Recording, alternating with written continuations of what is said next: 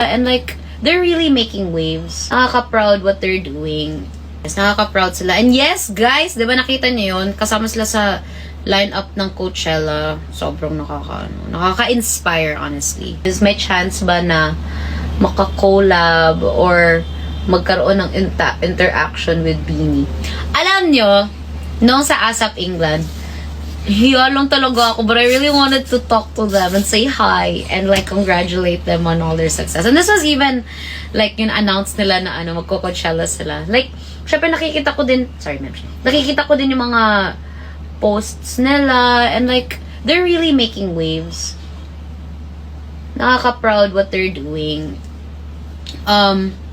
And so nung ASAP England, especially nung sa after party, I wanted to say hi, but I'm shy.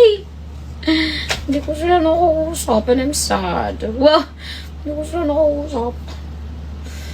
Pero, syempre, I didn't want to intrude. But it was nice being able to just see them and also see them na they're also enjoying. And syempre, ang dami lang ginagawa, diba?